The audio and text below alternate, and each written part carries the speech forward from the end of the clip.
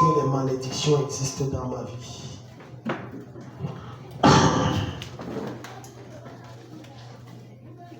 Tant qu'il pèse dans ta vie malédiction quelconque, c'est comme nous l'avons vu. Ça devient comme une charge qui pèse sur ton âme. Beaucoup de gens souffrent autant parce qu'il y a une malédiction. Mais pire que la malédiction, c'est l'ignorance. Il n'y a pas plus pire que la malédiction, que l'ignorance. C'est parce que tu n'es pas conscient qu'il y a une malédiction dans ta vie que ça persiste, ça perdure et ça te presse. Quand tu commences à devenir conscient de ces réalités, de ces réalités spirituelles, automatiquement tout change dans ta vie. Amen. Alléluia. Amen. Quand je vois beaucoup de gens prendre à la légère ce programme, j'ai pitié d'eux. Je vous jure devant le Seigneur. Je vous jure, j'ai tellement pitié d'eux. Et j'ai mal dans mon âme parce que ils se disent que c'est forcément la prière d'un homme de Dieu qui me délivre. C'est une erreur et une doctrine que Satan met dans l'esprit des croyants pour les tenir captifs. Voilà pourquoi j'insiste et je le dis, quand tu n'as pas certaines connaissances, c'est dangereux, très dangereux. Et ils se disent qu'il suffit d'aller voir un prophète, un apôtre, un pasteur et tout. Il suffit d'une déclaration, d'une prière, et il suffit qu'il donne l'argent. Il y a des choses que ta sémence ne fait pas. Il y a des choses que ton sacrifice ne fera pas. Il y a des choses que la prière du pasteur, aussi bon soit-il, ne fera pas.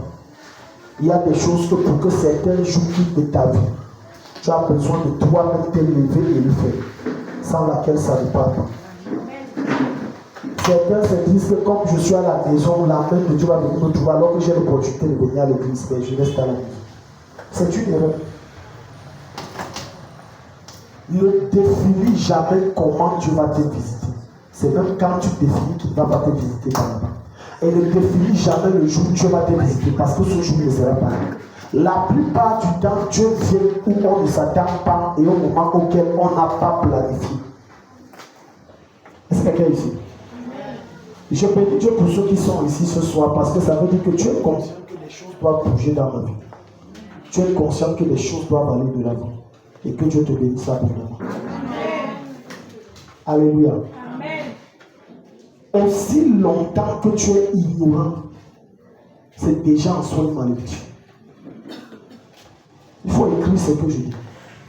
L'ignorance est la pire des malédictions qui puissent arriver dans la vie d'un enfant de Dieu. Nous sommes sur les causes. Le démon le plus dangereux de l'univers, c'est ton manque de connaissance. Ce n'est pas autre chose. Satan met autant fort dans ta vie que parce que tu n'as pas la connaissance que tu es plus fort que lui. Quand tu auras la connaissance que ce démon est moins fort que toi et que tu as tous les matériaux qu'il faut et qu'il te faut la foi en Christ, tu auras la domination. Plein d'enfants de Dieu et d'hommes de Dieu souffrent et croupissent sur le joug de la malédiction parce qu'ils n'ont pas la connaissance. Regardez ce que le Seigneur va nous dire aux Osée 4.6. Il remet ça aux Osée 4.6. Osée 4.6. Mais Osée 4.6. Je veux qu'on dise, mon peuple est détruit. Mon peuple est détruit. Dans la destruction, on parle de destruction quand il y a un malheur et de malheur quand il y a une malédiction. Je vous ai donné la définition de ce que c'est qu'une malédiction. Ta destruction ne vient d'aucun démon, que personne ne demande. Je dis ton malheur ne vient d'aucun sorcier. En réalité, en Jésus-Christ, aucun sorcier ne peut dompter ta vie. Le sorcier ne dompte le niveau de ta vie que là où tu ne connais pas. Mais quand tu as la connaissance de certaines choses, le sorcier ne peut pas attaquer là-bas. Parce que la connaissance donne la révélation et la révélation t'introduit dans une dimension. Et cette dimension te permet d'être invulnérable en Christ. Ce n'est pas moi qui ai écrit le verset, c'est Dieu. Mon peuple est détruit. Ce n'est pas une interrogation, c'est une affirmation. Pourquoi? Parce qu'il manque la connaissance. Ce n'est pas parce que tu ne pries pas. Je connais des personnes qui sont des frères prieurs et des grands jeûneurs. Ils prennent les jeûnes à 7, ils ne dépassent même dans les jeûnes à 7. Trop fort. Mais rien ne bouge dans leur vie. Depuis des années, ils sont sur place. Parce qu'ils n'ont pas la connaissance. Même dans prier, il y a une façon que tu dois prier pour que le ciel exauce. Même dans jeûner, il y a une façon que tu dois jeûner pour que le ciel agrée. Même dans lire ta Bible, il y a une façon de lire pour que l'Esprit ouvre ton entendement et te donne les révélations des mystères de ce qui est mentionné. Donc on ne met pas la Bible, on lit pour lire, non. Il y a une façon. Mais tant que tu n'as pas cette connaissance, voilà pourquoi Satan, le plus grand combat que Satan met dans la vie d'un croyant, c'est s'assurer qu'il ne soit pas cultivé. Maintenant, regarde ce que le Seigneur dit. Je te rejette, regarde, puisque tu as rejeté la connaissance. Regarde, écoute. Suis. Regarde pourquoi tu pries alors il n'y a pas d'exaucement, regarde. Suis. Tu pries, Dieu dit que je ferme mes oreilles. Puisque tu as rejeté la connaissance. Allons-y, la connaissance. Je te rejetterai.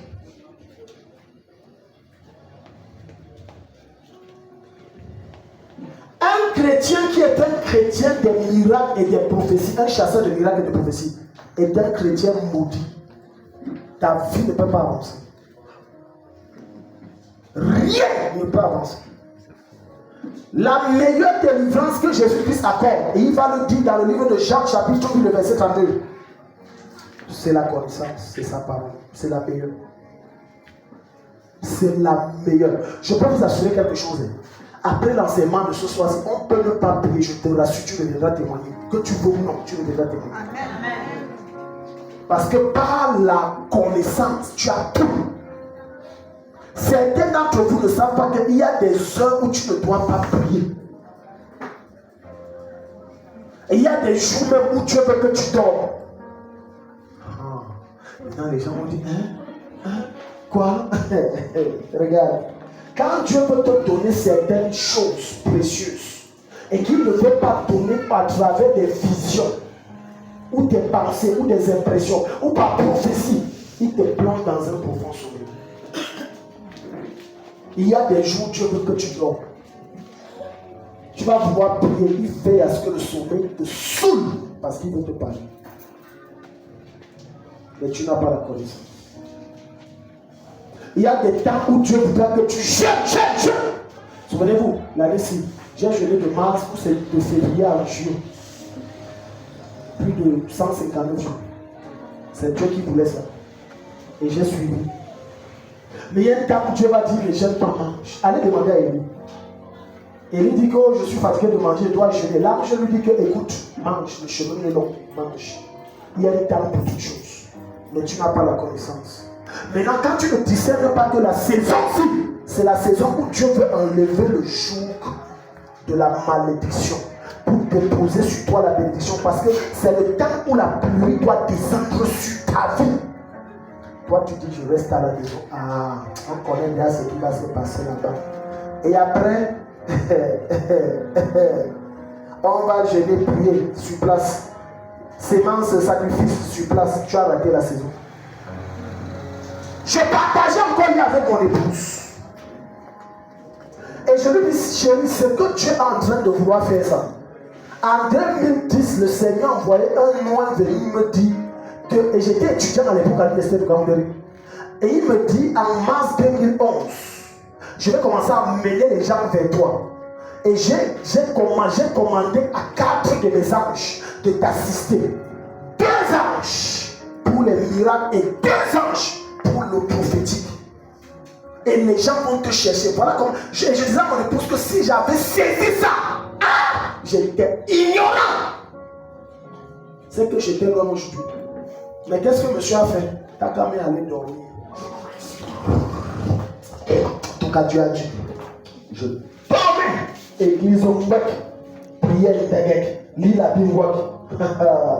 Dieu a envoyé l'homme de Dieu là. Il a dit, va lui dire. Ce que j'ai dit là, il ne fait plus. Quelqu'un ici? Écoute, ce que je te donne, ce sont des éléments qui vont changer ta destinée pour toujours. Les erreurs que j'ai commises, c'est pour que toi, tu ne commettes pas ça. J'ai crié à Dieu, prié, jeûné. Rien! Je n'avais pas la connaissance et j'ai raté autant de visitations. Calcul 2010-2024, ça fait combien d'années? 14 ans. Et pour un cycle de ma vie, pour que cela revienne, il a fallu 14 ans. Autrement dit, j'ai perdu combien de temps de ma vie? 14 ans. Lorsque tu es en foi et que c'est ton cas où toi t'es visité, quand tu rates le cycle, tu attends le prochain cycle. C'est ton problème si avant le prochain cycle tu es mort. C'est ton problème si au prochain cycle tu es vieux, tu n'as plus les dents. C'est ton problème. Tu attends le prochain cycle. Mon peuple béni, faute de connaissance. J'ai dit à mon épouse, ma défaite ne parlera pas 2 fois. L'autre c'est je mets seulement, il va me ressusciter là. Je prie, je jeûne jusqu'à il meurt là, il va me ressusciter là. Parce que la même prophétie revient. Ça ne se répétera pas. Regarde comment les gens transportent des malédictions. C'est le temps où Dieu doit enlever la charge qui t'oppresse. Mais tu n'es pas au bon endroit. Et tu n'es pas au bon moment. Et tu n'es pas où tu devais être. La plupart de ceux qui ne sont pas venus, demandent-les oui, qu'est-ce qu'ils font à la maison. D'autres sont devant la télé. Ce n'est même pas pour me donner des choses édifiantes. D'autres là sont peut-être au carrefour en train de causer. Alors qu'ils transportent avec un joug que Dieu veut enlever. D'autres ont programmé que j'attends le 3e jour. On ne définit pas Dieu. Dis à ton voisin, on ne définit pas Dieu. Je suis choqué de voir ma fille Julienne. Je vous dis devant le Seigneur. Je l'ai vu entrer, j'ai été choqué. On est mercredi, elle rentre ici, fais quoi? Mais je parie à 90% que ce qui la pousse à laisser le lieu de travail qui est à une centaine de kilomètres d'ici, c'est de venir au pouvoir ici. Quand tu ne connais pas discerner le temps de ta visitation, tu ne feras pas certains sacrifices. C'est ton discernement, ta capacité à lire les temps et les saisons. Ici, c'est le moment où Dieu veut me visiter, que tu vas faire certains sacrifices. Certains programmes qui te tiennent à cœur, tu vas mettre de côté parce que tu sais qu'ici, quelque chose va changer dans ma vie. Amen. Est-ce que quelqu'un ici? Amen. Pourquoi amen? Amen. Mais quand tu es naïf, bête, ignorant de ton état, inconscient, inconscientisé. Excusez-moi de le dire, c'est que je suis choqué parce que les mêmes gens qui ne viennent pas, c'est les mêmes qui viennent venir me déranger. Telle chose ne fonctionne pas, l'autre est bloqué, machin, alors qu'il n'a pas su discerner son cas. Maintenant, tu vas comprendre pourquoi Dieu s'est fâché sur Nazareth et sur Chorazin. Il est allé à Nazareth et c'était la saison de Nazareth et de Chorazin. Mais les deux ont dit quoi? On ne t'accepte pas. Qu'est-ce que Jésus a fait? Il a pleuré. La Bible dit qu'il a pleuré. Il a dit que si c'était comme ça dans une autre contrée que j'étais allé, c'est qu'aujourd'hui, les gars sont loin. Mais comme tu as refusé de discerner ton temps, tu vas subir le jugement. Et après, on va accuser l'oncle. Et on va dire Dieu m'a abandonné. Dieu n'est en rien notre problème. Notre problème, c'est nous. Satan n'est même pas ton obstacle. Le diable est trop petit pour toi en Christ. Je te parle devant le Seigneur, je suis sur l'autel. Lis tes Écritures, le diable est plus petit que toi. Il est puissant, mais tu portes en toi celui qui est tout puissant. Mais la raison pour laquelle Satan a cette capacité de te dompter, de te contrôler, c'est ton ignorance. Et ton ignorance t'introduit dans quoi? Dans la légèreté des choses spirituelles. Tu prends à la légère. L'instruction a été donnée. Plusieurs qui étaient ici sont partis. Ils ne sont pas revenus. Et après, on me dit que je ne comprends pas telle chose. Et on va prier, ça ne va pas donner. Il va aller changer de pasteur. Ça ne va pas produire. Il va encore changer de prophète. Ça ne va pas encore donner. Tu as raté ton temps. Deuxième chose. Les richesses mal acquises. Proverbe chapitre 13, verset 11. Toute richesse que tu as acquise par le fou est une malédiction. Ça attire vers toi des démons qui vont te torturer.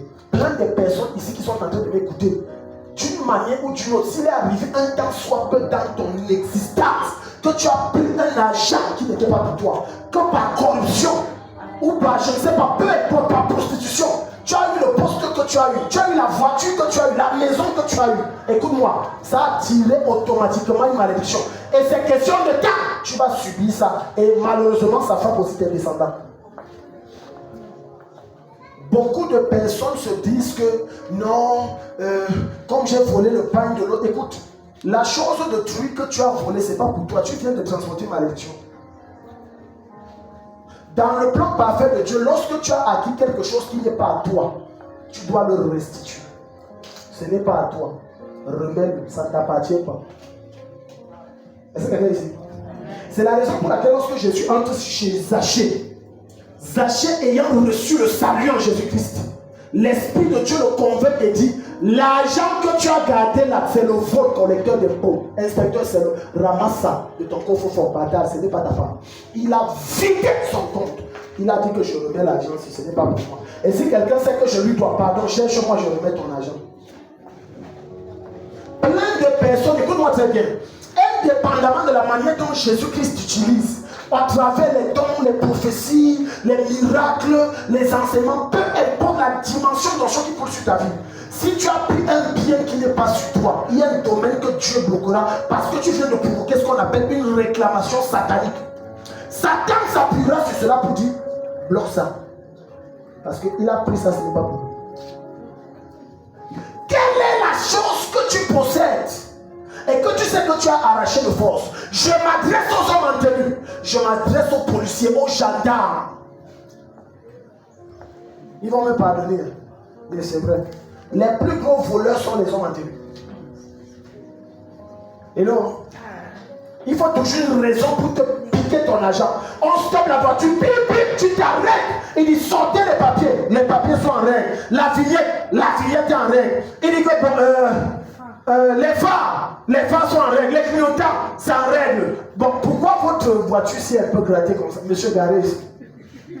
Et même s'il n'y a rien sur la voiture, il va dire vous êtes mal habillé. Vous êtes mal habillé. Il y a une sanction, vous êtes mal habillé. C'est la raison pour laquelle la plupart de ces personnes meurent très mal.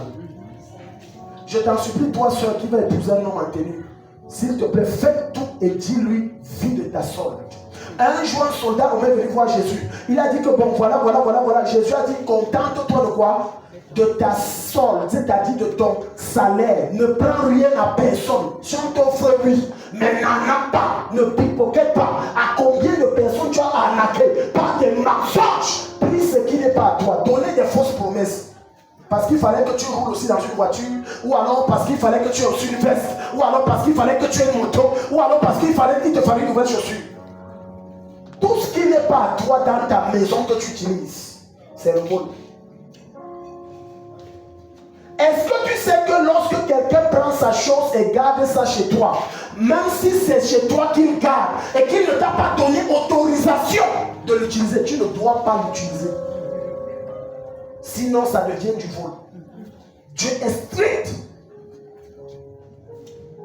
Si je te donne mon argent, je dis que ouais, arrête-moi ça. Et après, quand je viens récupérer, même si je ne viens pas récupérer, entre-temps, tu utilises. C'est du vol. Ce n'est pas ton argent. Bien que je t'ai donné cet argent, tu as le devoir de m'appeler et dire que ouais, comme je suis dans des situations, est-ce que je peux? Si je te dis non, cherche-toi ailleurs. Voilà comment vous transportez des choses sur votre tête. Et on jeune en prix, acclame de prix, rien ne quitte. On ne sait pas qu'est-ce qui ne va pas. Tu portes dans ta maison un interdit. Il y a quelque chose qui est interdit, ce n'est pas pour toi, c'est là. Et tant que c'est là, c'est un autel qui parle contre toi. Plein d'enfants de Dieu, il y a des hôtels qui parlent contre eux. Je dis plein. C'est gardé à la maison. Et ce sont des choses qu'ils voient tous les jours. Ils racontent tous les jours. Ils touchent tous les jours. Mais ils ne soupçonnent ni de près ni de loin que la chose, si c'est ça qui me bloque. Regarde. T'es béni ce soir. Amen. La richesse mal acquise fait quoi? Diminue. Pourquoi tu t'étonnes que tes enfants, quand tu les accouches, ils sont trop malades? Ou alors tes enfants, quand tu les accouches, ils naissent malformés. Ce que tu as pris là, c'est un argent qui n'est pas bien. Même si on n'a pas travaillé ça, il y a une loi spirituelle selon laquelle toute richesse mal acquise engendre une malédiction. Entrer dans certaines familles, tu vas voir l'enfant né mongol, oui, il est comme ça, oui, il est comme ça. Je connais un homme qui est de ma famille. On a inventé là-bas que, oh voilà, non, ta cousine, si elle est née parce qu'elle est née, elle est normalement née, mais la femme enceinte, quand elle était en train de naître pousser, ça a glissé de sa main, elle a cogné la tête, et puis elle est comme ça. Et tout le monde sait que c'est faux. Parce que tout le monde sait que ce monsieur était un arnaqueur de haut niveau. Oui, je dis des choses que je ne connais pas, des choses qu'on m'a dites. Selon vous, qu'est-ce qu'elle devait accoucher moi? Et jusqu'aujourd'hui, je vous dis, cette fille, elle, je crois qu'aujourd'hui, elle doit avoir 10 ans. On la porte, on la nettoie, comme ça. Certaines choses qui arrivent à vos enfants, c'est vous qui en avez contribué à ce que cela arrive. La richesse mal acquise, ce n'est pas ton bien, ça ne t'appartient pas. Mais tu arraches, de force tu prends. Et tu veux dans ça venir élever les mains vers Dieu. Nous élevons les mains vers toi. Oh Seigneur, tu m'as béni. Et d'autres ont le culot de venir tenter. Tu as dit que je témoigne. Tu témoignes quoi? What are you testifying? L'argent est sale. C'est l'argent du vol. Et cet argent va parler contre toi. Voilà pourquoi il y a des personnes qu'on va prier telle maladie dans leur corps. À l'église, nous on sait que c'est une bonne maman, c'est une bonne soeur. Mais la maladie là ne parle pas. On dit, ah, il y a quoi, mais on a jeûné, la maladie est là. C'est à cause d'une réclamation. Hier, je vous enseignais ici que le sorcier ne peut t'atteindre que si tu ouvres une porte. Lorsque tu prends ce qui n'est pas à toi, la personne, là, je te dis devant Dieu, et elle n'a pas besoin d'aller chez un marabout pour te détruire. Il suffit qu'elle parle comme ce gars a pris ma chose et ne veut pas me mettre, que sa vie se bloque, ça va se bloquer. Parce qu'il y a une raison. Même si elle ne parle pas, une porte de malédiction est ouverte. Les richesses mal acquises diminuent. Tu as vu ça? Mais celui qui amasse peu à peu l'augmente. Va à Proverbe 10, verset 2. Plein de gens regardent ce que tu as là, c'est pour toi. Est-ce que vous savez que lorsque vous entrez par exemple dans un hôtel, allez avec vos draps? Oh. Oh, oh, allez avec vos babouches, allez avec vos draps.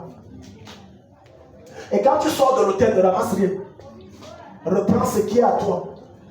Parce que les draps sur lesquels tu te couches jusqu'à tu voles ou les babouches, ce sont des babouches déjà consacrées et incantées. Parce que les hôtels sont des hôtels. J'aime ça, ça tombe bien. Je dis, les hôtels sont des hôtels. Tu connais le nombre de sacrifices occultes qu'on fait dans des hôtels. Et ces sacrifices qu'on fait là conçoivent des hôtels dans l'hôtel. C'est la raison pour laquelle je te dis que quand tu vas prendre ton drap, parce que le drap là, on peut laver avec le javel, on peut le laver avec l'omo, le laver avec le super, tout ce que tu veux. Écoute, la souillure physique quitte, mais l'esprit reste. Parce que c'est spirituellement que l'homme spirituel juge. Tu prends ton drap, tu prends le drap de ton oreiller, tu prends l'hôtel avec, tu prends tout. N'utilise même pas le serviette pire. Pire. Et gens disent, est-ce que tu sais que le drap touche la peau, mais la serviette touche l'intimité? Cite-moi une partie de ton corps que la serviette ne passe pas, à moins que toi tu n'as même pas de serviette quand tu te laves. Cite-moi. D'autres utilisent les yeux jusqu'à l'anus. Vrai ou faux? Leur sexe, vrai ou faux? Maintenant, imagine que celle-là, c'est une avaleuse et une avaleuse de destinée. Quand elle est sûre, après avoir couché avec un homme, tu crois qu'elle a laissé quoi sur le drap là? Sur la serviette là. Elle a tout laissé sauf Dieu. Maintenant, toi aussi, tu arrives. Après, tu ne comprends pas. Tu maladie bizarre dans ton vagin. Et en plus, quand tu dors, tu vois l'homme qui il couche avec toi. Tu ne comprends pas. Fausse couche, tu conçois. Fausse couche, tu conçois. Fausse couche. Maintenant, dérèglement de tes menstrues. Tu viens de transporter des démons. Les démons ne se transportent pas seulement lorsqu'on a péché. Non, les démons se transportent également par voie de contact des objets souillés de façon occulte par le péché.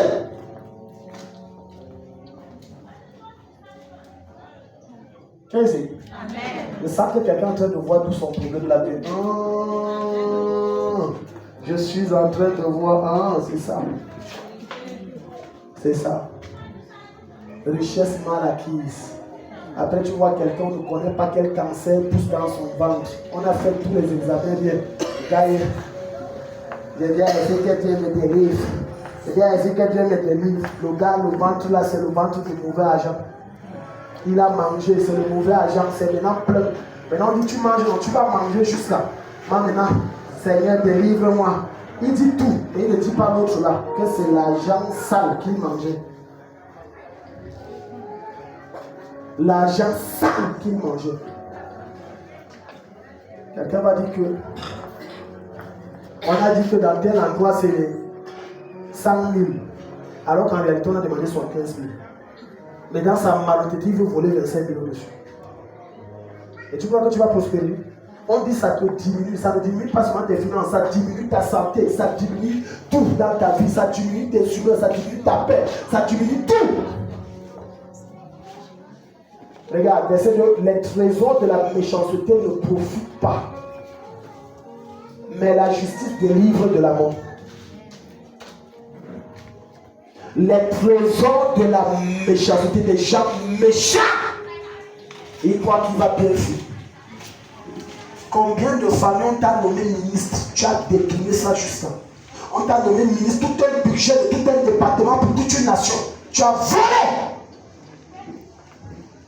Et maintenant tu te plains qu'on a dit qu'on a dépisté le cancer du cœur. Le cancer du cœur, on va couper où? Sauf si le docteur est là, il va m'expliquer. Le docteur là. Quand tu as le cancer du cœur, on coupe où? Parce qu'on sait que si c'est le cancer ici, on coupe. Si ça prend ici, on coupe. Ça prend même le sein, on coupe. Bon, si ça prend le cœur, on coupe où? Il y a des maladies que Dieu crée spécialement à cause de la méchanceté des hommes. Il crée ça spécialement pour toi. Et on va dire c'est une maladie rare. Donc ce n'est que toi que ça cherchait pour être rare. Donc de toutes les maladies comme le palu, la typhoïde, toi t'as pas. C'est une maladie rare. Les trésors de la méchanceté ne profitent pas. Et tu vas voir ces personnes-là, elles n'ont pas une longue vie. Quand tu oppresses la veuve qui se bat et que tu prends ses richesses, tu oppresses le malheureux, tu oppresses l'orphelin, tu oppresses tout le monde et tu t'assois sur leur richesse, tu appelles ça richesse. C'est la raison pour laquelle je vous dis, n'envie pas les personnes que Dieu n'a pas enrichies. C'est vous qui voyez qu'ils sont riches, mais Dieu voit que ce sont des malheureux et des pauvres. La vraie richesse, c'est celle que Dieu te donne sans que tu n'aies volé personne et tu n'aies fait couler aucun sang. Tu l'as eu justement et c'est Dieu qui a pris et t'a donné. Ah, c'est la vraie richesse. Tu n'as piqué personne. Regarde-moi celle-là qui dit qu'elle est riche. Elle a couché avec un directeur pour qu'elle ait un petit poste de comptable et elle a 700 000. Et elle marche. Tu sais comment je souffert pour avoir ça. Tu as pitié de toi. Est-ce que tu sais que dans ta repentance, tu dois abandonner le poste là? Maintenant vous dites, parce que votre cœur est dit, Seigneur, pardonne-moi. Mais je garde le fruit de mon péché. Mais pardonne-moi. Non, tu dois le mettre. Parce que ce poste, c'est Dieu qui te l'a donné. Tu sais dans quoi tu es entré? Est-ce que c'est Dieu qui t'a donné ça? Bon, pourquoi quand tu te repens, comme c'est Dieu qui ne t'a pas donné, tu remets ça à l'ancien maître, qui est Satan? Parce que tu sais que ça n'est qu'attend tes Christ en donnant ton anus que tu as eu ça. Ou alors tu as acheté que tu as eu ça. Un jour, une soeur vient me voir et me dit, pasteur, voilà, est-ce que si j'achète un concours à mon frère, est-ce que Dieu sera fâché? Est-ce que ce sera bien? Je te réponds, et je réponds à plusieurs d'entre vous ici. Parce que la corruption a atteint un paroxysme au Cameroun où le mal est devenu bien et le bien est devenu mal. Le mal est devenu bien au point où quand tu insultes quelqu'un, c'est normal. Quand tu arrives dans un bureau, on dit que pour que ton dossier passe, donc quelque chose est devenu normal. Dans le pays ici, c'est devenu normal. Quand tu veux qu'on signe ton document alors que c'est gratuit, tu dois donner quelque chose, c'est devenu normal. Au point où c'est 15 enfants de Dieu entrent aussi dedans. Je te pose la question. Si jamais ça passe, question numéro 1, Tu vas donner quel témoignage? À la gloire de qui? Hein? Donc tu viens ici à l'église. Alléluia. La terre du Seigneur a débordé. Il faut le sang que Jésus a coulé, ça nous a aidé. Un ange devait sortir tes chiffres là que tais-toi bandit. Quelle joie du Seigneur. Alléluia, amen. Alléluia, amen. Vraiment, il y a tant de choses. J'ai trop souffert pour avoir le concours là. Mais par la grâce de Dieu, le Seigneur m'a accordé. Il ne faut pas mentir. Quel Dieu? Quel Dieu? Numéro 2. La personne qui tu as acheté jusqu'à elle a fait ça. Est-ce que tu sais que tu lui es redevable à vie? Hein? Ah, ok. Vous ne savez pas. Bon, maintenant, comme tu es redevable à vie, le jour il t'appelle pour tel truc. Et il appelle une deuxième fois. Et il appelle une troisième fois. Ton travail devient quoi pour toi? Ton travail devient toi une malédiction. Parce que finalement, je travaille pour toi. Oh, tu sais comment il t'a mis là-bas? Donne-moi l'argent là. Tu vas dire quoi?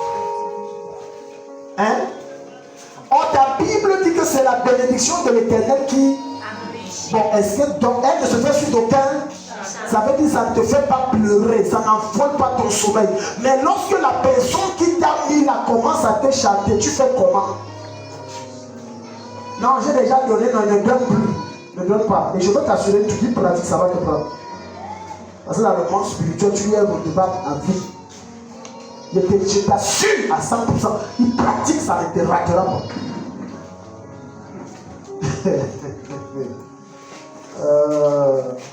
Touche ton voisin, dis tu es là. Ne dors pas. Chapitre 21, verset 6, Proverbe. Les mauvaises richesses. L'argent que tu as là, ça vient. Tu pars, tu voles et tu donnes la dîme. La dîme là, je t'assure, le pasteur va arroser ça jusqu'à prendre le poids. Mais ça va t'amaigrir. Alléluia. Je t'assure devant le Seigneur, ça va t'amaigrir. C'est parce que c'est un malheur. C'est de l'argent sale. Les gens soupirent après la bénédiction de Dieu alors qu'il y a une malédiction et une réclamation. Le remède de la malédiction, c'est la bénédiction. Mais dans le cas, si pour que la bénédiction ait effet et marche, tu dois te défaire de ce qui provoque la malédiction. Parce que ce que tu as pris là, ce n'est pas pour toi le ça. Alléluia. Ayant connaissance de ces lois spirituelles, un jour je voyageais, je partais sur Yaoundé, et le bus s'est arrêté à Ayos, et à Ayos j'ai pris une tablette de chocolat pour sucer, et le bus était en train de partir, j'ai couru seulement, j'ai même oublié. C'est dans le bus parti que j'ai dit, hey, l'argent de quelqu'un, j'ai dit, Seigneur, il fallait que je remette, ce n'est pas mon argent. 2 ans après, je crois, 1 an après, je suis repassé là-bas, et l'esprit m'a rappelé, j'ai retiré ça dans la même boutique, mais c'était pour la même personne. J'avais pris un mambo, s'il ne comprenait rien, mon problème c'est où? C'est pour l'instrument spirituel que j'ai revu, pardon, moi je parle. Les filles qui étaient là, ce n'étaient pas les filles à l'époque, les filles là n'ont rien compris. Oh, machin, j'avais pris un mambo ici, ça fait 1 an et demi, machin. Quoi, monsieur, on ne comprend pas. J'ai dit, en tout cas, elle ne pousse pas. Dieu, tu as vu, non, moi j'ai revu. Pourquoi? Parce que ce n'est pas pour moi, ça ne m'appartient pas. Comment est-ce que quelqu'un qui prend la fille de Trini et vit avec elle sans douter, veut que sa vie marche? Ça ne peut pas. C'est une vérité que vous ne devez pas, mais il faut que je vous le dise. Votre vie ne pourra pas prospérer. Parce que ça fait partie des biens mal acquis. La fille de Trini, c'est un bien mal acquis. Elle est un bien du point de vue spirituel. Parce que selon les lois que Dieu a établies, lorsque tu veux une femme, tu fais quoi? On doit tailler la bouche. Ça veut les biens, non? Donc elle est un bien. Donc automatiquement, quand tu prends et tu consommes, ça entre dans ça. Les richesses mal acquises. Regardez. Des trésors acquis par une langue mensongère sont une vanité future et l'avant-coureur de la mort. Je m'adresse à tous ceux qui font le commerce. Alléluia. Amen. Il y a les commerçants, il y a les techniciens. Tu sais comment la viande est devenue chère. Tu viens me dire que je baisse comment? Ça, j'ai d'abord acheté ça à 7 000 alors qu'elle a acheté à 5 000. Elle dit ça annonce la mort. La mort dont il est question, ce n'est pas d'abord la mort physique. C'est d'abord la mort dans tes finances, la mort dans tes affaires. Et après, tu vas te plaindre que ton commerce ne marche plus. Et on va prier, prendre l'huile d'onction, verser, prendre l'eau, verser, chercher le sable, tu prends la terre. On peut rien. L'argent là, c'est pas un gros argent. Tu manges un argent ça. On dit l'avant-coureur de la mort. Avant-coureur veut dire ce qui peut t'introduire dans la mort. Ça ne peut pas entrer dans la mort. L'argent là n'est pas bien. Je le dis parce que la plupart des commerçants aiment mentir pour s'enrichir. Sur 10 commerçants, les 9 qui sont riches, ce sont des menteurs et des voleurs. J'ai envoyé un de mes fils acheter un téléphone pour l'église.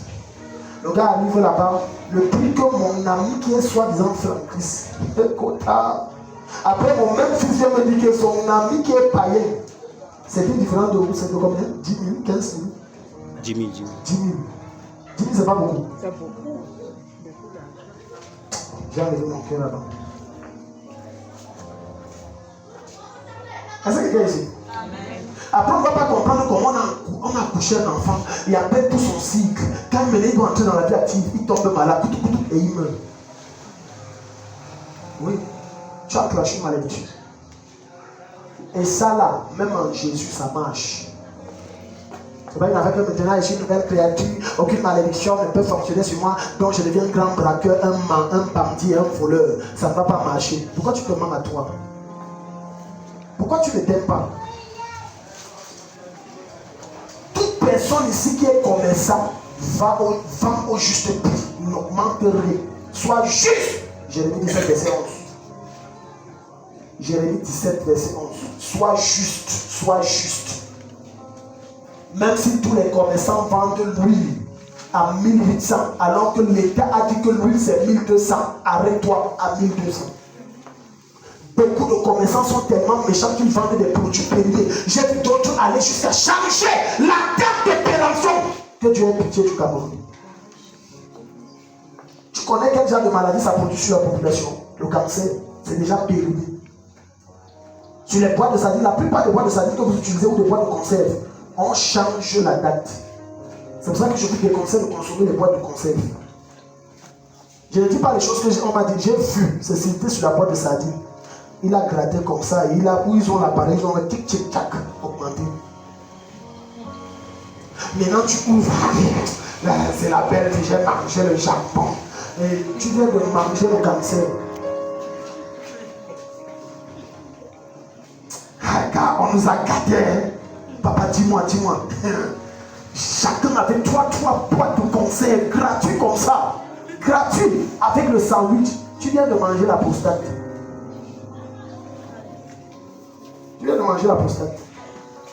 Je déconseille aux gens de consommer les conserves.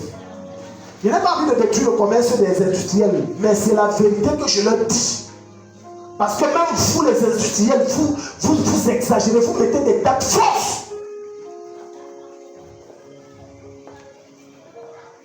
Et on se retrouve, regarde la méchanceté. Verset 11. Comme une perdrix qui couvre des œufs, qu'elle n'a point pondu, tel est celui qui acquiert des richesses injustement.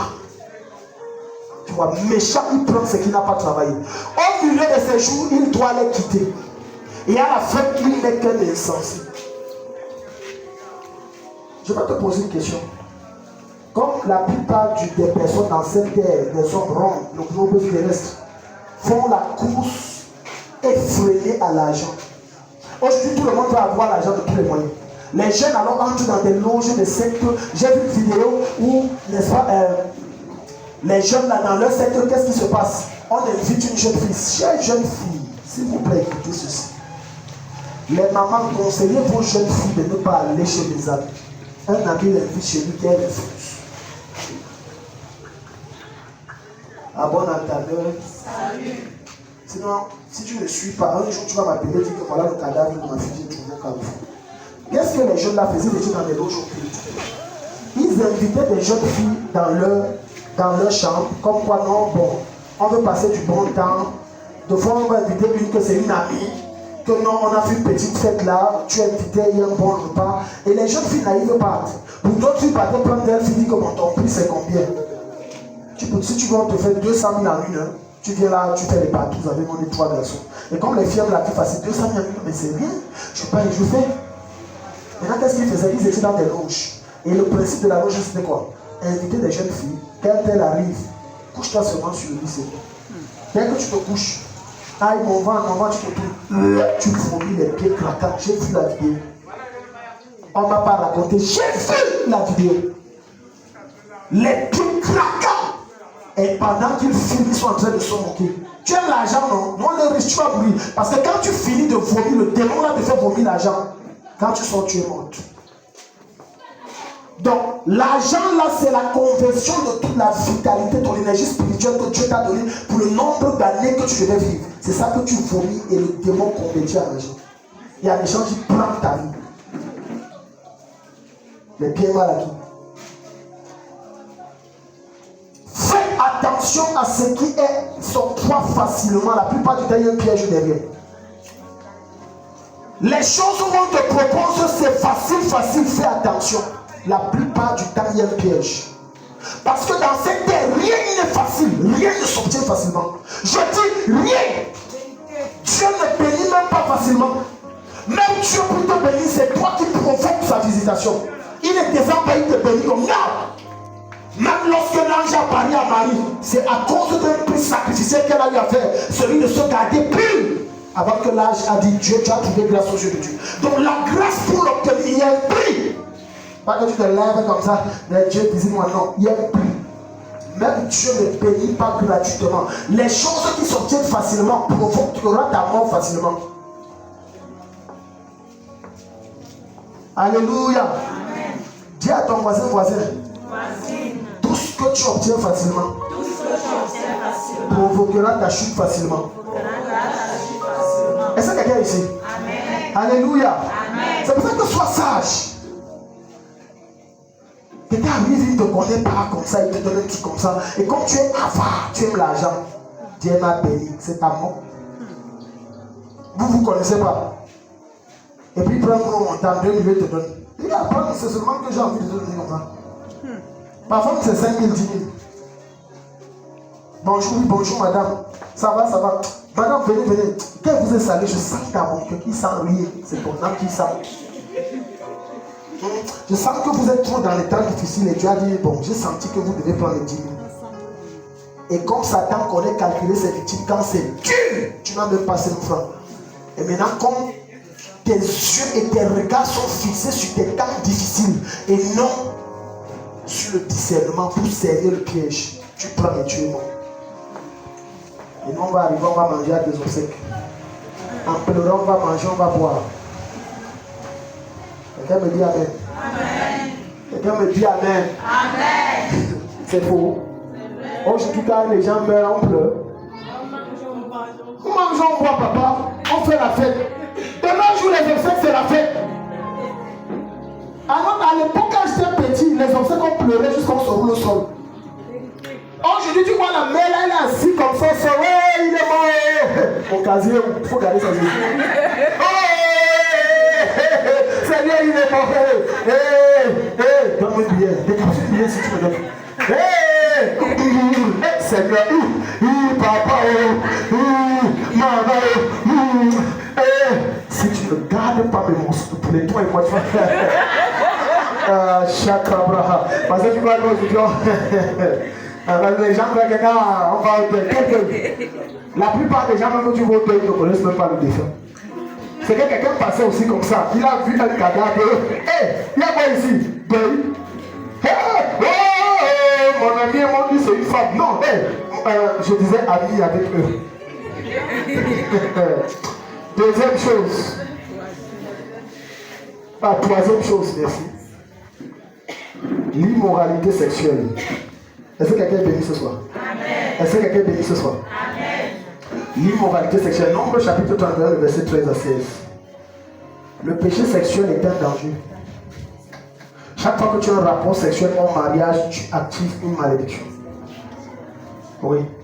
Chaque fois qu'une femme ou un homme couche avec une personne qui n'est pas son conjoint, il y a un démon automatiquement qui marche derrière toi. Parce que tu viens de frayer un chemin. Puis encore si cette fille, et je m'adresse à toute fille ici qui est vierge, je te supplie et je te conjure, à cause du Seigneur, donne ça à ton mari. Je te supplie et je te conjure, donne ça à ton mari.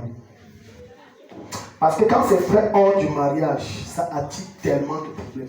Il y a beaucoup de problèmes que beaucoup de femmes subissent, même au niveau de leur corps.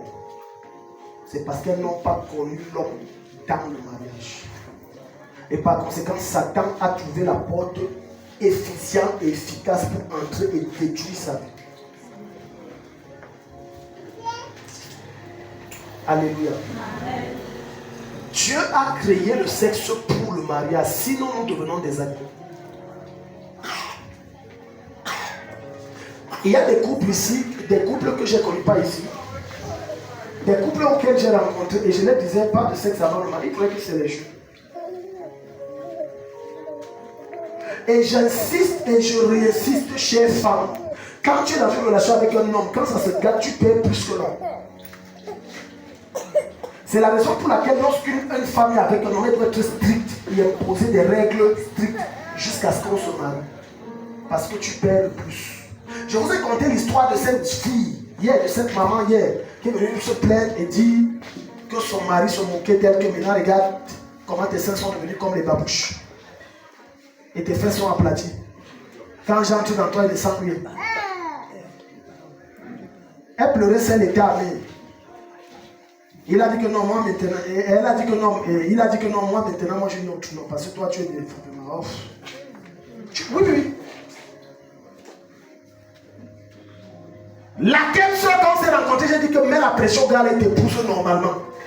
Qui te donne, mais l'autre il allait doter tout. Quand on va parler de ça, les gens vont dire que non, vraiment, ah non, tu es trop dur, tu es trop dur. Non. Ce qui pousse un homme à épouser une femme, c'est quand tu lui refuses le sexe. Réellement, s'il t'aime, il va précipiter la procédure. Alléluia. Amen. Amen. En réalité, dans une relation, la personne à qui tu as donné le bâton de gérer cette relation, c'est la femme. C'est pas vrai. C'est elle qui donne la conduite. Pas par la force, non. Mais par la tendresse et la douceur que Dieu lui a donnée pour pouvoir gérer l'homme. Donc, l'erreur lorsque vous n'êtes pas marié, vous couchez au nom qui le mettait sur la pression. Quand je suis tombé chez une soeur, j'ai failli la gifler, la tacler, la boxer. Je lui disais que tous les, ou c'est les 29 ou c'est les 39 hommes que tu as connus là.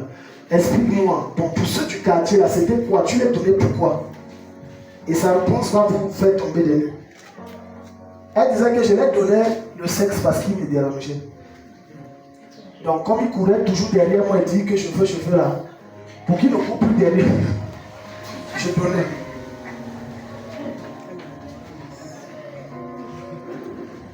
Quelqu'un ici? J'ai dit que tu es bête, on a mis quoi dans ton cerveau? Donc tu es en train de me dire que si moi maintenant il vient là et dit que je veux, tu se revoit prochain rendez-vous, je veux, tu vas me donner? Pourquoi je te dis plus que je veux?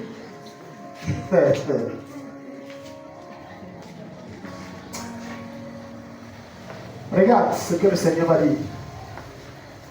Voici, regarde, quand tu gardes ton corps pur, regarde, il n'y a pas un plus dangereux péché comme le péché sexuel. Il n'y en a pas.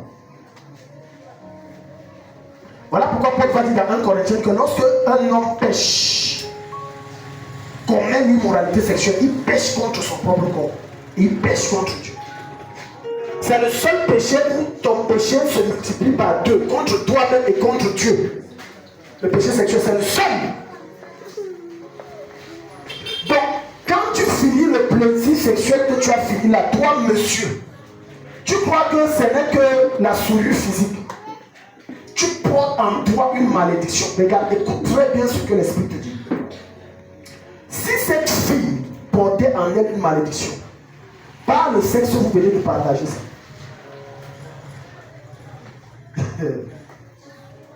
La malédiction est spirituelle et impose les lois mystiques dans le physique.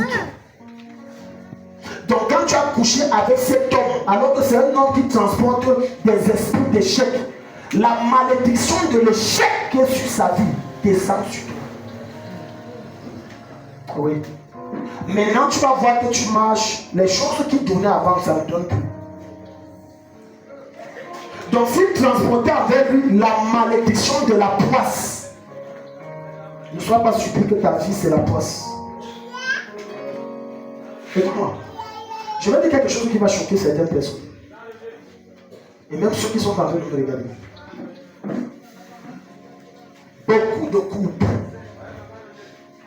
si l'homme là quitte va avec une autre femme, sa vie va aller.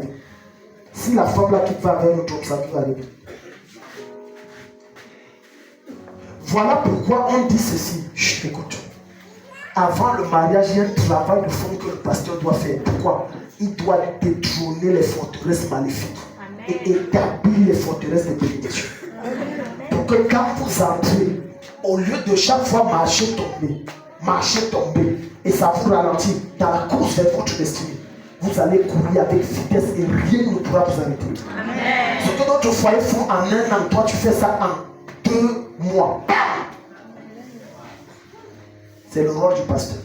C'est pour ça que je pleure des couples qui n'ont pas connu certaines. Écoute, c'est pour ça qu'avant de te marier, prends le temps pour travailler bien. Amen. Quelqu'un ici? Amen. Prends le temps, on travaille bien. Quand on prend le temps et on travaille bien, il y a des batailles que vous n'aurez plus rencontrer. Parce que l'homme de Dieu a bataillé pour vous.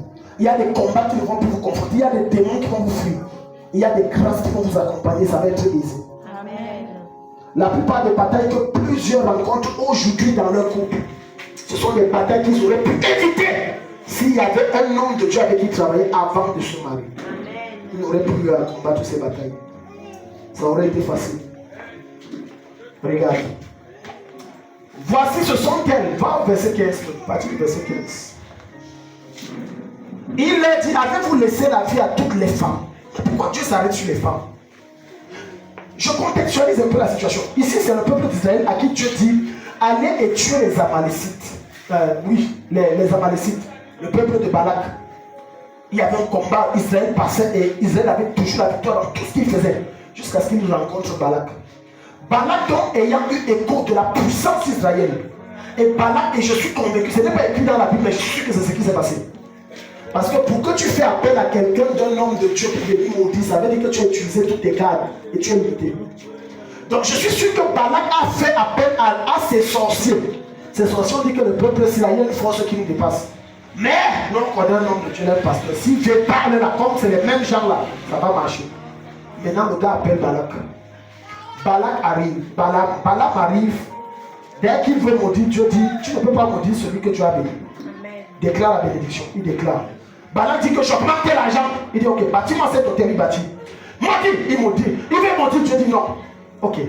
Balaam dit, si vous voulez que je maudis et tu acceptes, et ça marche, envoyez les filles des gens là séduire un peu. Ils couchent seulement, ce n'est pas beaucoup. Un seul rapport sexuel, pas beaucoup. Il n'a même pas besoin de faire les mouvements, ça entre et ça se c'est fini. Balak a cherché les plus belles filles de son peuple. Il y a des personnes qui t'approchent et qui sont en mission. Il y a des hommes qui t'abordent et qui sont en mission.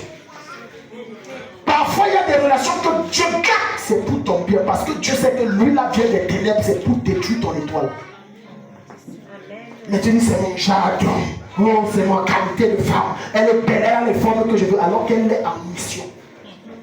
Et il y a des agents inconscients que Satan envoie dans le but de te détruire et de t'éteindre. Et Balak a envoyé ses agents.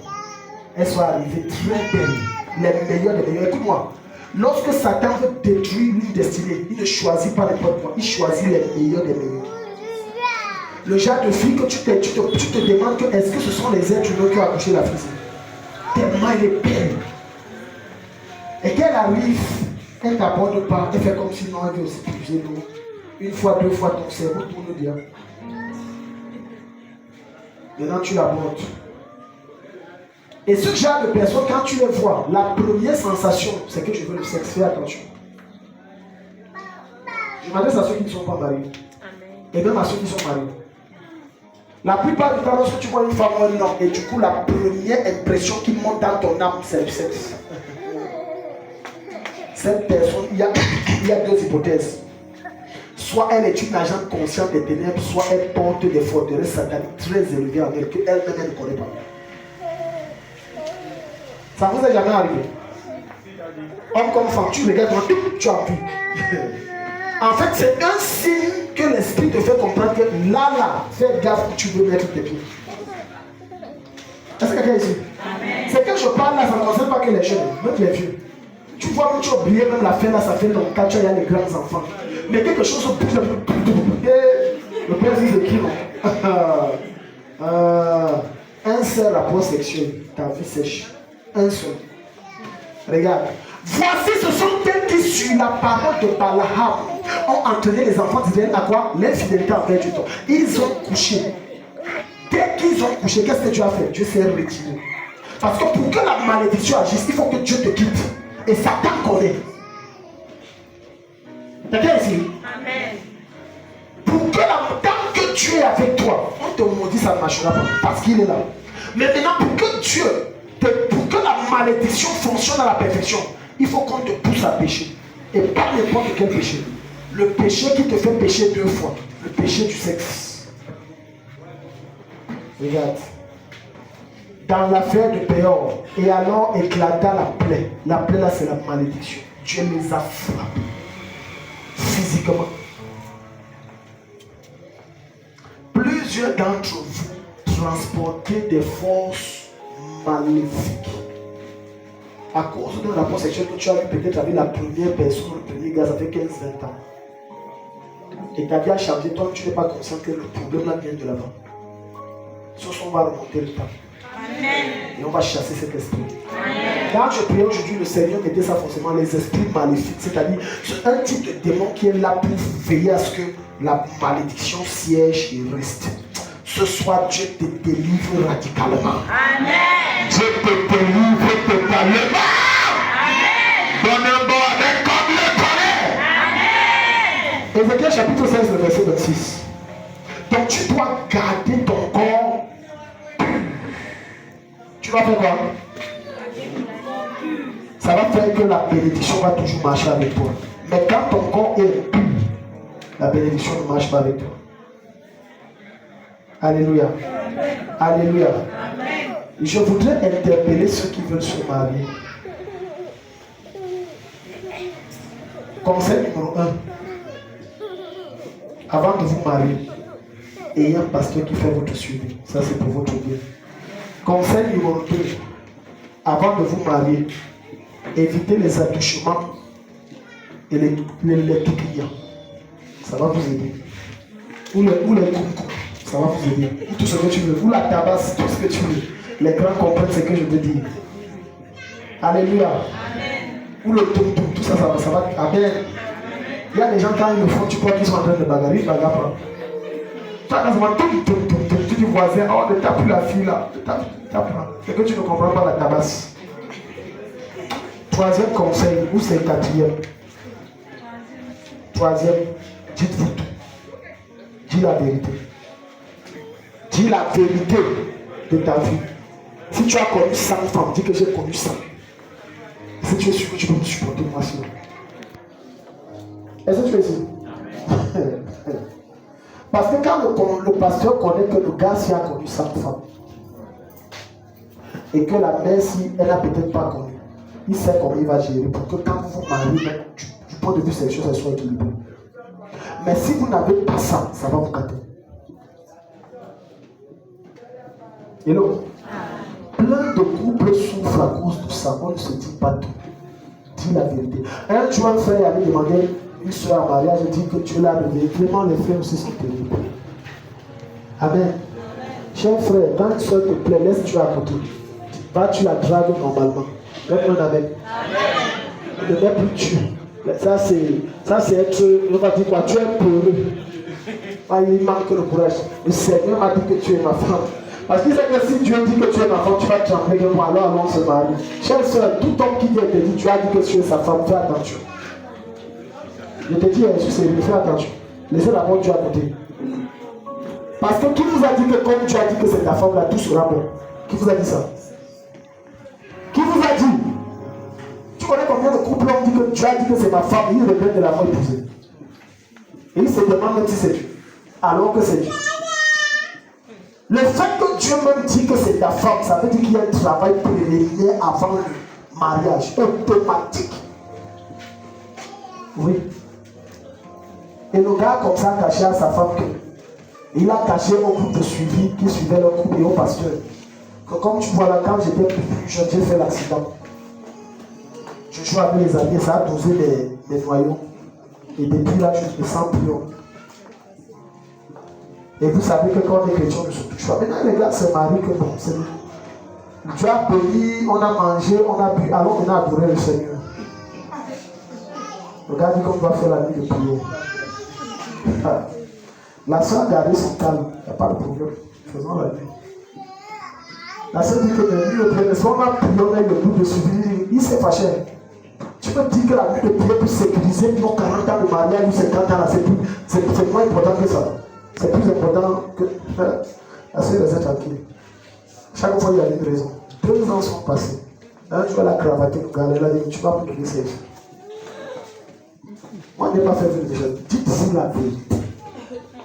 Dites la vérité. Parce que, et c'est là où on arrive devant le pasteur dit si tu avais, tu aurais pris du temps pour prier, Dieu t'aurait restauré. Mais tu n'as pas dit. Les batailles que tu regardes, certains esprits vous oppressent à cause de votre bouche. Vous n'avez pas dit au pasteur. Est-ce que tu sais qu'il y a des fardeaux que tu ne devrais pas porter seul? Je vais plus loin. Il y a des fardeaux que tu ne dois pas porter, c'est le pasteur qui porte pour toi. Oh, il peut que si. Dès que tu viens, tu dis homme de Dieu, voilà ce que je souffre. Dès que tu lui as dit, tu vas même là sentir comme si on enlevait un poids. Parce que le poids là est quitté, ça allait sur lui. Maintenant, dès qu'il ne peut pas, tu as pris la solution. Mais ce qui te tue, c'est que tu as honte. Tu as honte de quoi? Et tu as peur de tout. Pour dire que pasteur, je suis ici là, vous ne me connaissez pas, les gars dit, je couche les filles. Et c'est un fardeau que tu ne peux pas porter. Mais c'est ton père qui doit porter ça pour te faciliter l'accès dans ta destinée. Regarde. Tu t'es prostitué aux Égyptiens, tu vois. Tes voisins ont encore vigoureux, tu as vu. Parce que le gars là, il a les muscles, les pétaux, Alléluia. C'est les femmes qui peuvent comprendre ce que je dis là. Amen. De la même façon que la femme demande, vous les hommes, quand vous voyez les femmes, ça vous fait comment tu as tiré. De la même façon, les hommes se demandent aussi comment une femme voit les pectoraux, les quoi, tout ça, et elle a tiré. Nous aussi, les hommes, on se demande ça comment. Il y a des femmes qui aiment les hommes qui ont le gros ventre. Amen. Je vous dis qu'il y a des femmes qui aiment les hommes qui ont le gros ventre. C'est que je te parle là, je ne te parle pas des filles vieilles, je te parle même des filles de la vingtaine. Qu'elle va dire pour le mariage, je peux à grand jamais prendre un jeune. Moi, je veux les gars. C'est ma dimension là-bas. Moi, déjà, vous l'avez déjà rencontré. Jeune petite fille, non, David, moi, je veux un gars mûr. Mûr là, tu crois que c'est quoi? C'est pas 34. 38, 45. Oui, ça c'est mon calibre. J'ai ça. Donc quand tu arrives 31, dis à l'enfant, s'il vient faire quoi? Oh, qui là-bas ne me dérange pas. Va d'abord laver ton caleçon et tu as plaqué nettoyer avant de venir nous voir. Tu es un enfant. Mais en réalité, ce genre de fille n'a pas tort parce que les filles grandissent plus vite dans la tête que les hommes. Oui. Amen. Un jeune homme, très peu sont les jeunes de 18 ans, 27 ans qui peuvent gérer les mères de 40 ans. Ils sont rares. Mais très facilement, une fille de 18 ans peut gérer un père de 35 ans. Elle te gère jusqu'à elle tourne ta tête là. Tu dors 3 jours dehors, ta femme te gère, je te trouve pas. revenons. Vous blaguez, le dénoncier. Donc l'enfant, que tu dis que c'est l'enfant là, be careful, c'est pas l'enfant. Mon bébé là, bon quoi? Quand vous laissez un peu dans la maison, pas un jour, 1 heure, tu vas oublier comment on t'appelle. Lévitique 20, verset 10. Est-ce que quelqu'un est béni ce soir? Lévitique 20, verset 10. L'enfant là. Par expérience dans le ministère, j'ai appris à ne plus dire que l'enfant là. Amen. Quand je vois qu'il y a le potentiel devant derrière, c'est que toi tu es cambié. Amen. Non, ma fille là. C'est ta fille là qui rajeunit ton mari comme ça depuis, tu ne sais pas. Et puis là, il se met toujours frais, ça fait longtemps. Revenons ici. Si un homme commet un adultère avec une femme mariée, s'il commet un adultère avec la femme de son prochain, l'homme et la femme adultère seront punis de mort. Punis de mort veut dire qu'ils seront maudits. Donc automatiquement, quand il y a ce rapport sexuel, il y a une malédiction qui t'entoure. Alléluia. Alléluia. J'ai beaucoup de choses à te dire, mais on va se lever, on va prier. Regarde. Il y a des couples, quand tu es pasteur, tu vois beaucoup de choses. Et ça t'enseigne. Et ça te permet d'enseigner les autres. N'épouse jamais une femme ou un homme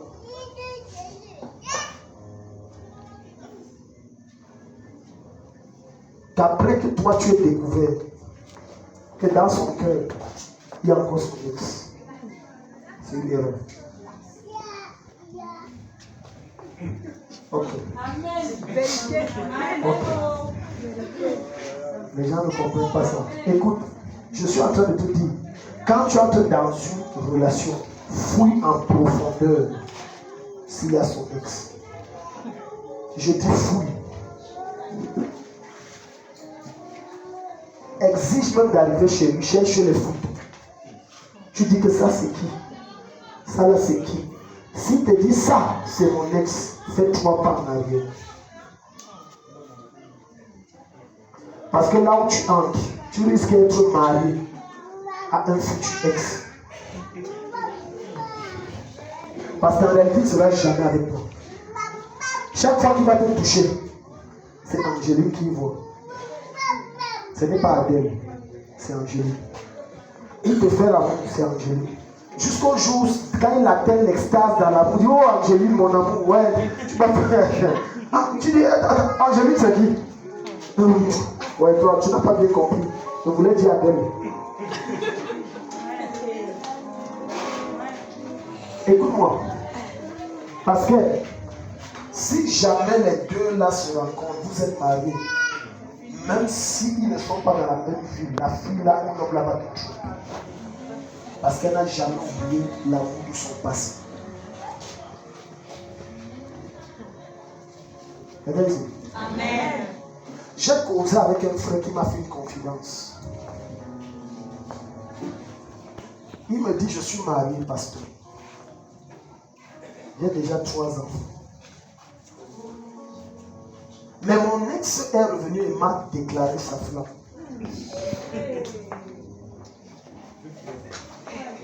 Elle m'a dit un certain nombre de choses que je ne peux pas vous dire ici. Et moi de lui dire ceci, la fille là est en train de te dire que même si je suis un deuxième bureau, j'accepte. Parce qu'avec son ex encore pire, ils ont eu un enfant. Et sa femme est au courant de... Je lui ai dit, mon cher frère, fais attention. Tu marches sur des braises. Ne fais pas ça à la femme que tu veux. Il m'a dit, je ne peux pas. Il a dit, je me dis de te faire passer les invitations qu'elle te donne, elle te donne là. L'enfant n'investit pas gratuit. Quand le cœur de la femme est supérieur, parce qu'elle allait jusqu'à proposer que je vais te donner l'argent, comme lui, ses affaires ne donnent pas. Je vais te donner un capital, machin.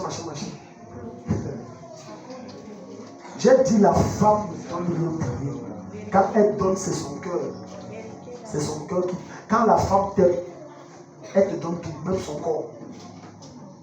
Elle peut prendre tout son salaire et te donner comme la femme. J'ai dit une vraie femme parce qu'il y a le tournon comme ça. Elle t'aime avec la tête. Non, je dis que ouais chérie, elle veut 10 000. Non, je n'ai pas. Elle vient de toucher. Moi, ça ne pas. Mais je t'aime chérie, je t'aime.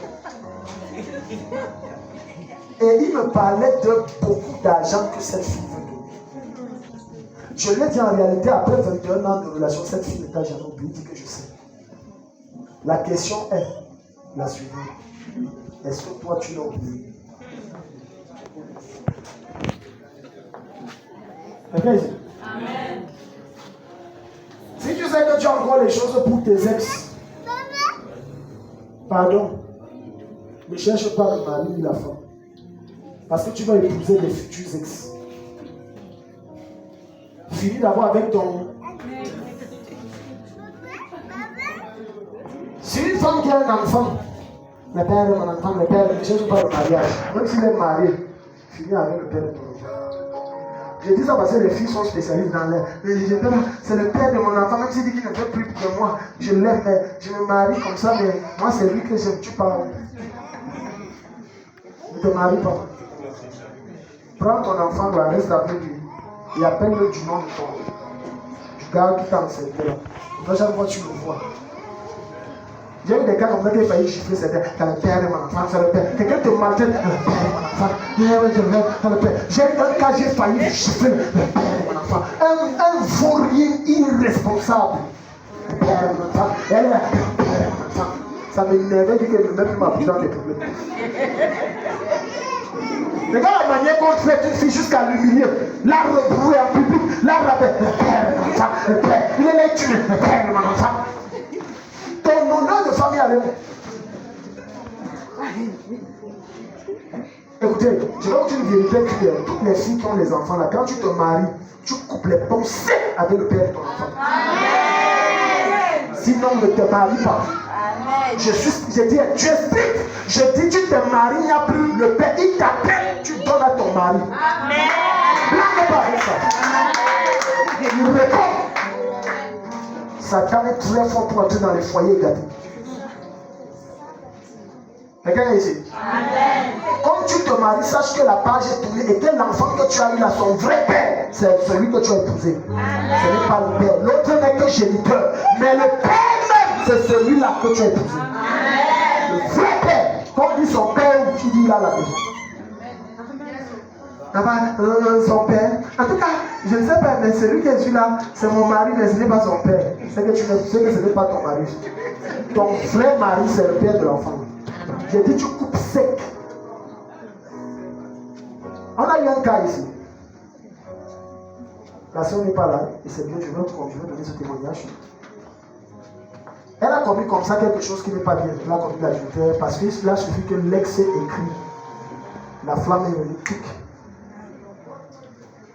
Cher homme, si tu épouses une femme qui a un enfant et qui n'est pas ton enfant, première chose, avant de commencer la relation, achète une autre puce, jette la puce là. Amen. Jette la puce là. Amen. Va au WC, tu jettes ça. Amen. Tu achètes une puce, tu lui donnes. Amen. Si elle se fait, et comme il appelle chaque week-end, le père de son mon enfant veut faire comment, il va payer sur moi. Et c'est moi qui définis quand il appelle. Et c'est moi qui définis le jour. Le père de mon enfant. C'est pour ça que les foyers se sont appelés le père de mon enfant. S'il était sérieux, c'est que c'est lui que tu épouserais. Si tu n'es pas lui, ça veut dire qu'il n'est pas sérieux. Amen. Si c'était le bon mari, c'est que c'était pas lui. C'est lui que tu aurais épousé. Mais si c'est quelqu'un d'autre, c'est que le vrai père de cet enfant, c'est celui que tu as épousé. Amen. On laisse la sorcellerie. Le père de mon enfant, le père de mon enfant, c'est le père, c'est la chanson des jeux. Un monsieur que tu dis père de ton enfant, que c'est toi encore qui dois souffrir pour l'élever. Hein? J'ai vu des filles que d'autres hommes font le tout que je veux t'épouser, mamie, tes parents sont où? Comme tu sais là, moi je ne peux pas t'épouser, il y a le père de mon enfant. Et après pour venir nous casser les oreilles, daddy, prenons les jeunes, je veux me marier, je ne jeûne plus. Même si tu me donnes 100 000 pour casser, je ne jeûne pas. Je te dis, père de mon enfant, le père, Dieu tes enfants. Au nom de Jésus, je te délivre du père de tes enfants. Le père de mes enfants, le père de mes enfants. Tu es marié, père des enfants. Fini. Il n'y a plus de père des enfants ici là. Et tu prends ton fils, même s'il a 17 ans, même s'il faut connaître sa tête, tu connais que ton vrai père, c'est celui que je viens d'épouser. Tu as ça plein dans sa tête. Le vrai père, c'est lui. Le vrai père, c'est l'autre là. J'ai entendu des histoires comme ça. Tu vois la fille sur le point de se marier, maintenant l'homme là revient. Un gars qui l'a abandonné avec l'enfant. Bon, tu sais, je suis prêt à prendre soin de toi et de l'enfant. La pension de l'enfant, c'est combien? Bon, c'est 115 000. Non, moi je veux qu'il fasse l'école supérieure. Hein. Il faut l'envoyer là-bas. Tu causes quoi avec nous? S'il était un bon père, c'est lui que tu aurais épousé. Et comme tu es bête, toi tu ne vois pas que c'est Satan qui veut gâter ton mariage. Tu es là, on veut déjà t'épouser, le père de mon enfant. La main de Dieu te délivre. Amen. Toute malédiction liée au sexe qui coule dans ta vie est neutralisée au nom de Jésus. Amen. Quel que soit le nombre de partenaires sexuels que tu as connus et qui ont rassemblé une masse de malédiction, la grâce de Dieu te libère. Amen. Au